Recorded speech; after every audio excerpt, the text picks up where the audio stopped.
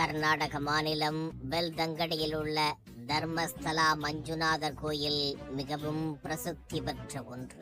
இந்த கோயிலுக்கு நாட்டின் பல்வேறு பகுதிகளில் இருந்து தினமும் ஆயிரக்கணக்கான பக்தர்கள் வருகின்றனர். 800 ஆண்டுகள் பழமையான இந்த வழிபாட்டு தலம் அடிப்படையில் மன்னர்கள் கோயிலாக இருந்து காலப்போக்கில் சிவன் கோவிலாக பிரபலமடைந்த ஒன்று. வீரேந்திர ஹெக்டே என்பவர்தான் தர்மஸ்தலாவின் தற்போதைய நிர்வாகி. 77 வயதாகும் வீரேந்திர ஹெக்டே தனது 21வது வயதில் கோவிலை நிர்வகிக்கும் பொறுப்பை ஏற்றுக்கொண்டுள்ளார். மாநிலங்களவை நியமன எம்பியாக்கி இவரை பாஜக கௌரவித்துள்ளது. இந்த கோயிலுக்கு வரும் பெண்கள் காணாமல் போய்விடுவதாக அவ்வப்போது குற்றச்சாட்டுகள் எழும். மனநிலை சரியில்லாதவர்கள், பில்லி சூனியம் போன்றவற்றில் சிக்கி தவிப்பவர்கள், பேய் பிடித்தவர்கள் இந்த கோயிலில் ஒரு வாரம் தங்கியிருந்து வழிபட்டு சென்றால் அவர்களின் பிரச்சனைகளில் இருந்து விடுபடலாம் என்ற ஐதீகம் உள்ளது. அந்த நம்பிக்கையில் இங்கு ஏராளமானோர் தங்குவது வழக்கம். அவர்களும் அவ்வப்போது மாயமாகி விடுவதாகவும் கூறப்படுகிறது. 2003 முதல் 2013 வரையிலான காலகட்டத்தில் 462 அசாதாரண மரணங்கள் இந்த இடத்தில் நடந்திருப்பதாக சொல்லப்படுகிறது. ஆனால் அது தொடர்பான எந்த விசாரணையும் முழுமையாக நடைபெறவில்லை என கூறப்படுகிறது. இந்த சூழலில்தான் இந்த கோயிலுக்கு சொந்தமான நிலத்தில் 100க்கும் மேற்பட்ட பெண்கள் பாலியல் வன்கொடுமை செய்து புதைக்கப்பட்டிருப்பதாக அதிர்ச்சி தகவல் வெளியானது. இந்த கோயிலில் 1998 முதல் 2014 வரையான காலகட்டத்தில் தூய்மை பணியாளராக பணியாற்றிய ஒரு நபர் நிர்வாண நிலையில் இருந்த பல பெண்களின் உடல்களை மண்ணில் குழி தோண்டி புதைத்ததாக கடந்த சில நாட்களுக்கு முன்னர் பகிரங்கமாக புகாரளித்தார்.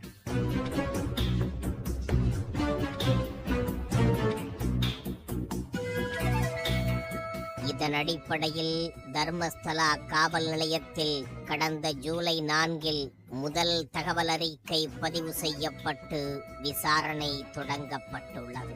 அதனைத் தொடர்ந்து அந்த நபர் கடந்த ஜூலை 11 பெல்தங்கடி மாஜிஸ்ட்ரேட் நீதிமன்றத்தில் ஆஜராகி இந்த கொடூரம் குறித்த விவரங்களை வாக்குமூலமாக அளித்தார்.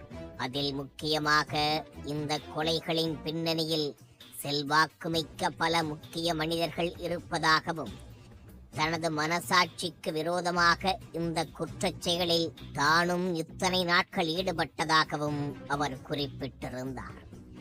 மேலும் தனக்கும் தன் குடும்பத்துக்கும் உரிய பாதுகாப்பு அரசு தரப்பிலிருந்து அளிக்கப்படும் பட்சத்தில் உடல்கள் புதைக்கப்பட்டுள்ள இடத்தை அடையாளம் காட்ட தயாராக இருப்பதாகவும் அவர் தெரிவித்திருந்தார்.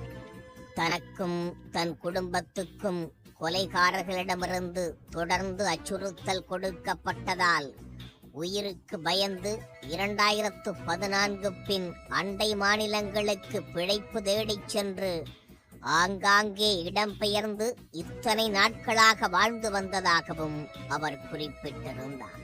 அதற்கான முக்கிய காரணமாக அவர் குறிப்பிடுவது தர்மஸ்தலாவில் உள்ள ஒரு பள்ளியில் பணியாற்றிய உடற்பயிற்சி ஆசிரியரால் தூய்மை பணியாளரது குடும்பத்தைச் சேர்ந்த சிறுமி ஒருவர் அப்பள்ளி வளாகத்தில் பாலியல் கொடுமைகளுக்கு ஆளானதாகவும் இதனையடுத்து அவர்கள் தர்மஸ்தலாவிலிருந்து குடும்பமாக இடம்பெயர்ந்து விட்டதாகவும் தெரிவித்திருந்தார். இன்னொரு புறம் தூய்மை பணியாளர் புகாரளித்த சில நாட்களுக்கு பின் 60 வயது பெண்மணி ஒருவர் காவல் நிலையத்தில் புகார் ஒன்றை அளித்தார். அதில் மருத்துவ கல்வி பயின்று வந்த தமது மகள் கடந்த 2003 ஆண்டிலிருந்து மாயமானதாக குறிப்பிட்டிருந்தார். அவரை தேடி கண்டுபிடித்து ஒப்படைக்க வேண்டும் என்று வலியுறுத்தியுள்ள அவர் இந்த சம்பவமும் தர்மஸ்தலாவிலேயே நிகழ்ந்திருப்பதாகவும் குறிப்பிட்டிருந்தார்.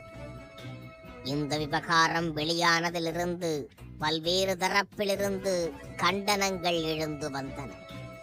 குறிப்பாக கர்நாடக மாநில மகளிர் ஆணையம் தர்மசாலா விவகாரத்தை விசாரிக்க சிறப்பு புலனாய்வு குழு அமைக்க வேண்டும் என அரசிடம் வலியுறுத்தியது.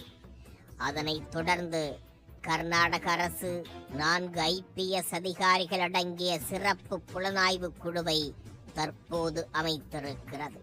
டிஜிபி பிரணப் மோகண்டி தலைமையிலான இந்த குழுவில் காவல்துறை DIG MN Anucheth, DGP சௌமியலதா, SP Jitendra Kumar தயாமா ஆகியோர் இடம்பெற்றுள்ளனர்.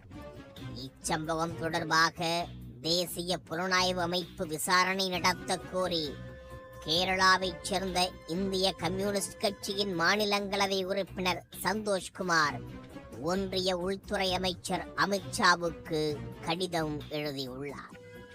முழுமையான விசாரணைக்கு பிறகே காணாமல் போனவர்களுக்கு என்ன ஆனது, இதன் பின்னணியில் இருக்கும் செல்வாக்கு மிக்கவர்கள் யார் யார் போன்ற முழு தகவல்களும் தெரிய வரும்.